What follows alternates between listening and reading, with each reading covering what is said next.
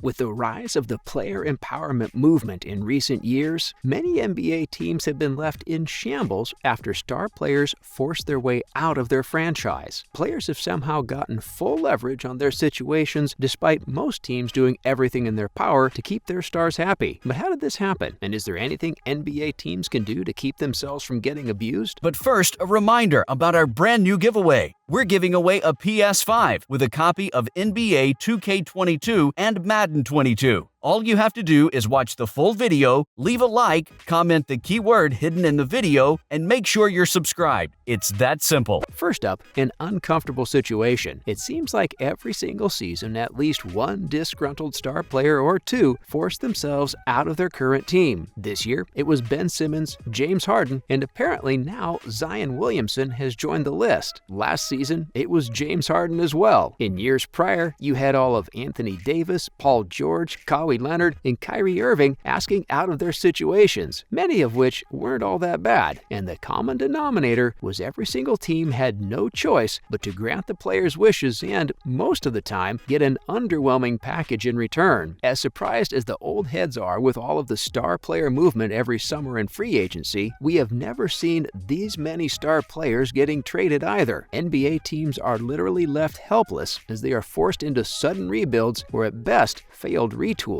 The New Orleans Pelicans have spent the last couple of years drowned in drama. It all started with Anthony Davis requesting a trade and forcefully sitting out games, making it clear he wanted to become a Los Angeles Laker. And as much as the Pelicans tried to fight back and prevent a trade to Lakerland, they had no choice but to send him there. They then shipped out Jrue Holiday, their other star player, and unwillingly started a rebuild around 2019 first overall pick Zion Williamson. And less than 3 years later, it appears Zion is already looking for a way out of NOLA as well. After multiple seasons of forcing the Houston Rockets front office to overpay for complimentary players via free agency and the trade market, James Harden decided he no longer wanted to play in Houston when the team tried to change direction and clean up some of their own mess from years prior. He forced his way to the Brooklyn Nets and dipped just over a year later. Per multiple reports, the only reason Harden didn't formally ask for a trade from the Nets was due to fear of the public backlash from forcing his way out of 2 teams in back-to-back years. But the Beard still got what he wanted. These are just 2 examples of players suddenly becoming uncooperative and putting their teams in extremely awkward spots. But what can teams do to prevent this? Let's hear what NBA Commissioner Adam Silver has to say about this. Now, let's talk about helpless teams. When asked whether the league was reviewing the trade that sent James Harden to Philadelphia and Ben Simmons to Brooklyn during his All-Star Weekend availability, Silver was very blunt and clear. There are no silver bullets here, said Silver. There isn't any one aspect of the package where we can say this will fix the problem. And that's honestly true. There is nothing teams can do to stop players from forcing trades or from their trade requests to be leaked and become public knowledge. The most teams can do is fine players for not showing up or refusing to play, much like the 76ers did with Ben Simmons this season. I have expressed my unhappiness before with public trade demands, Silver said regarding the Nets 76ers trade. We want players and teams to honor their contracts. In this case, we had 2 teams satisfied by the outcome of the trade. The commissioner added that in Simmons' case, there was a stalemate and he got traded. You have players with a unique skill on the planet, and that gives them leverage. Silver is exactly right. If a player is good, they have nothing to lose by requesting a trade to another team. Unless their franchise is willing to drag out a trade, as in Simmons' case this year, the player will most likely end up on a better team than he currently is if he doesn't get to handpick the team himself. And in most cases, teams have nothing to gain from dragging out trades, as that just decreases the player's value and hurts them on the court due to not having one of their best players available. Teams have everything to lose, and players have nothing to lose, except for one thing. Next, a player's reputation. The effect a player will suffer when demanding a trade is messing up with his reputation, or, at the very least, getting labeled as unprofessional. This isn't all that serious within NBA circles, as every executive knows the NBA is a business. Plus, even when a player's reputation takes a hit, if they're good enough, most of the teams would still do anything to acquire them. As for the media and the NBA fan base, that's where players who demand a trade better get ready to deal with. And unless they have really thick skin, it's a guarantee that some of the comments online will get to them. Take former NBA player and TV analyst Tracy McGrady, for instance, who trashed James Harden on live TV and accused him of faking an injury to step away from the Brooklyn Nets as the trade deadline approached. He wasn't hurt, the former All-Star said. He shut it down. Y'all think he's hurt right now? You don't rehab a hammy by doing step backs. We all know Philly was his first choice before he went to Brooklyn. So when things hit the fan, he wanted out of there. The crazy thing is that as true as every word he said might be, there's still nothing anybody can do because Harden is still one of the league's best players and ended up getting his way. Former NBA sharpshooter turned podcaster J.J. Redick recently ripped Zion Williamson in a similar fashion as well, wondering how it's possible for Zion to have only played in New Orleans for 2 seasons, yet he already wants out. There's a responsibility that you have as an athlete when you play a team sport to be fully invested, Redick said recently on First Take. You're fully invested in your body, you're fully invested in your work, and you're fully invested in your teammates. That is your responsibility. Now, we have not seen that from Zion. In Redick's case, the criticism hits even stronger when you consider he was teammates with Williamson and at the time shared his concerns in front of everyone on the team. This is something I addressed with Zion in front of the team, Redick said. This is going back to his rookie year. But again, Zion's potential is through the roof, and every team would kill to have him, and the Pelicans are helpless. Don't go anywhere because we're about to take a look at 2 possible solutions to this awkward trade demand situation. Now, let's talk possible solutions. As we said, there's really nothing the NBA or teams can specifically do to stop players from requesting trades. As Commissioner Silver mentioned, players indeed have all of the leverage if they're among the very best in the NBA. There are 2 proposals, however, that could help reduce the frequency with which these happen. First, you have the simple and passive approach of communication. Although you might believe everything runs smoothly within NBA organizations, we've recently heard of the enormous chaos and discord between key parts of some franchises like the coaching staff, the players, and the front office. So, as obvious and simple as it may sound, teams should strive for better communication with their star players. Try to make sure their needs are met without heavily compromising the future of the franchise and hoping for the best. The other solution, which could essentially cover a hole while creating another one, is changing the way the NBA draft and restricted free agency work. As currently constructed, the draft is designed to send the best young prospects from each year's pool to the worst teams in the league. This is done in an effort to balance the competitiveness of the NBA and help with the natural cycle of team building. As for restricted free agency, it's the period after a player's rookie contract comes to an end that gives their current team the possibility of not only offering a substantially more lucrative contract than any other franchise in the league, but also matching any team's offer should the player want to sign a deal elsewhere. What do you think about star players forcing their way out of teams via trade? Is there anything that the teams or the NBA can do to stop it from happening as often? Make sure to let us know in the comments section down below, and we'll see you in the next one.